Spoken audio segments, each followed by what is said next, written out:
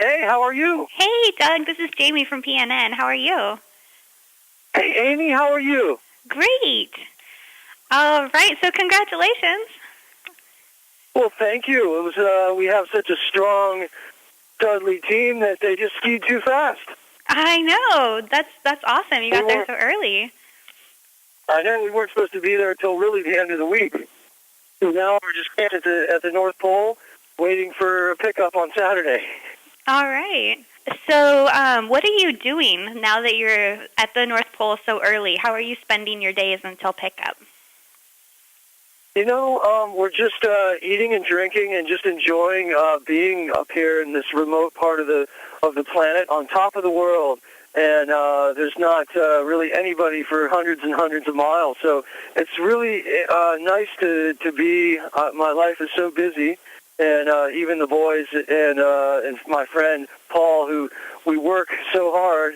It's sort of nice just to have a little bit of relaxation, and after skiing 60 miles in 5.5 days or 6 days, it's nice to just relax and get caught up in some sleep. And also, there's a couple of things that we were doing. We actually planted a United Nations flag for some Millennium Development Goals, as well as I have the Olympic torch actually the website tomorrow for that as well. So we're doing a couple things and we're also trying to bring awareness of the polar bear for Polar Bear International as well. So we're always trying to work on some good causes as well. Cool.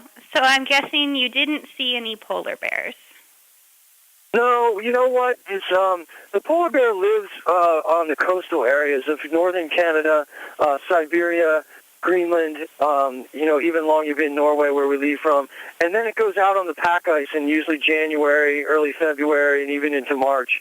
And what they do is they rarely venture this far north unless they get stuck on ice leads that have been broken up, and they end up getting sort of disoriented and lost. And they did see polar bears, I think, last year and 2 years ago, close to the North Pole, but the chances of us seeing are it's sort of like a needle in a haystack.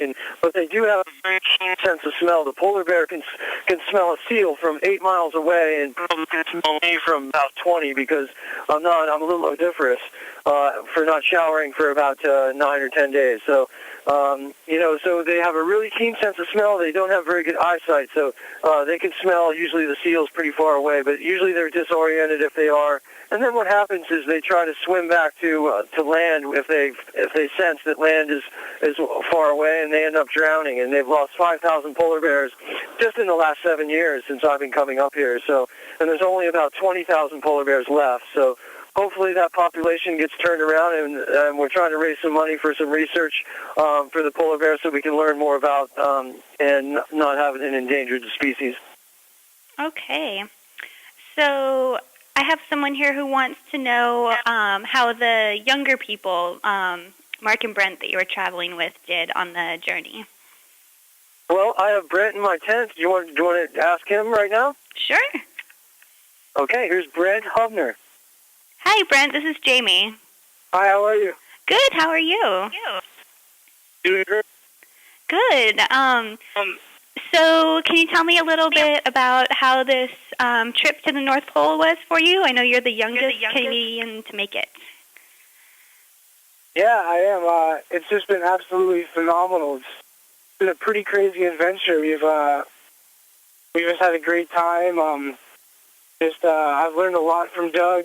Learned a lot about winter camping, and learned a lot about how the ice works and how everything works up here at the North Pole. And just spending time on a trip like this with my family, with my brother and my dad has been absolutely amazing. And now we're hanging out at the North Pole and camped here for a couple of days. Just having a great time. I'm enjoying every minute of it. Awesome. Well, congratulations. Thank you. Okay. All right. Thanks, Doug. So the other popular question is, have you seen signs of global warming?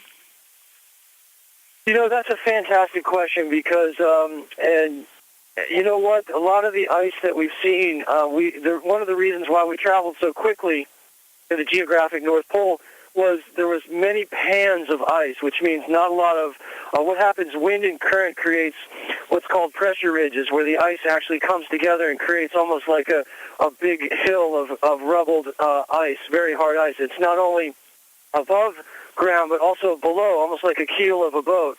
So when the ice gets pushed together, it creates these big pressure ridges, and there hasn't been that many pressure ridges this year. There was some openings and stuff like that of open water where we had to use the kayak, but I do see not a lot of multi-year ice. Usually the ice lasts from 10 to 12 years sometimes, where you'll actually be able to camp on some older snow and older ice. We've seen very little of multi-year ice, which is, I think, I don't know. I'm just going to have to collect the data, and I shot some pictures and give it to the scientists to make an accurate assessment on what's really happening. But it's unusual. I mean, I haven't seen this in about 4 or 5 or 6 years. One of the first years that I came up, I witnessed this, and it was a very cold winter up here as well as in Canada and the United States. So, that causes some of this seasonal ice, but the terrain has been exceptionally flat and smooth, which our sleds run very, very well on. And so it allowed us to get to the North Pole quite quickly, but I'm not sure if the impact on global warming. So I'm going to have to update you on this question, and hopefully I can do that in the next couple months, because I will check with some scientists and give them some of the data that I've collected to really determine what's going on. And that's really one of the fun things that I'd like to do, is really try to help the scientists out. Cool. All right. So my last question is, do you miss your family when you're on these trips? I miss my 2 6-year-old boys dearly, and I miss my wife. I mean, after going on these really long expeditions for 2 months, it's nice to sleep in your own bed, as well as wake up in the morning and have breakfast with your kids and do that. So hopefully I'll be home next week and be able to have a good long spring. I know I'm coming to the PNN office in next month and come and do a little talk, and I look forward to that, and I really look forward to meeting you, Amy, as well. Great. Well, we look forward to meeting you, too. All right, fantastic. And PNN rocks. And this is Doug Stoup signing off from the geographic North Pole, and looking forward to talking to you, Amy, on Friday. Great. Thanks, Doug. Bye. All right. Bye.